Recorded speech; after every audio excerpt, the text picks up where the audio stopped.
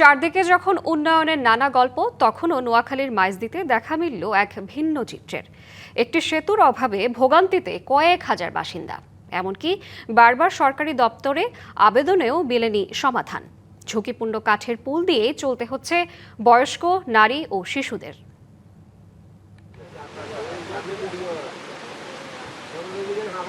দুর্ভোগের এই চিত্র নোয়াখালীর সদর উপজেলার কাদির হানিফ ইউনিয়নের মুসলিম কলোনির।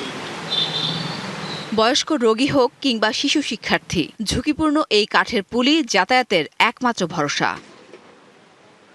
জেলা শহর মাইজদী থেকে একটি খাল বিচ্ছিন্ন করেছে এই এলাকাকে। বিকল্প পথ কয়েক কিলোমিটার হওয়ায় পুলটি দিয়ে যাতায়াত মানুষের। প্রতি বছর ব্রিজ মেরামত করে আবার ভেঙে যায়, আবার মেরামত করে। সবচেয়ে কষ্ট হয় স্কুলের বাচ্চারা যাতায়াত এবং গর্ভবতী মহিলা, অসুস্থ মানুষ এখান থেকে আনা নেওয়া করা খুবই কষ্টকর। একটা শিশু কিশোর যদি এখন এখানে পড়ে মারা যায় বা কারো যদি কোনো ক্ষতিগ্রস্ত হয়, এটা দায়টা কার? দুর্ভোগ লাঘবে সেতু নির্মাণের জন্য দীর্ঘদিন ধরে দাবি জানিয়ে আসছে এলাকাবাসী।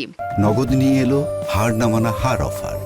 সর্বনিম্ন 10,000 টাকা রেমিটেন্স নগদে পাঠালে থাকছে স্বর্ণের হার জেতার সুযোগ।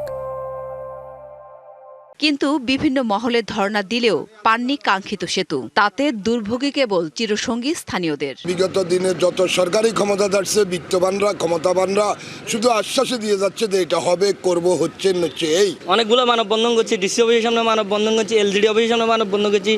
ওনারা আশ্বাস দিতেছে, মাগার আমাদের এই ব্রিজটা কোনোভাবে কিছু হচ্ছে না। সেতু নির্মাণের প্রস্তাব প্রক্রিয়াধীন রয়েছে বলে জানায় এলজিডি কার্যালয়। ব্রিজ নির্মাণ করার জন্য আমরা ইতিমধ্যে 2 থেকে 3বার সদর দপ্তরে প্রস্তাব প্রেরণ করেছিলাম। প্রস্তাবটি সদর দপ্তরে প্রক্রিয়াধীন আছে। প্রস্তাব অনুমোদন পেলেই সকল প্রক্রিয়া অনুসরণ করে টেন্ডার আহ্বানের মাধ্যমে কাজটা বাস্তবায়ন করার জন্য আমরা সর্বাত্মক ব্যবস্থা নেব।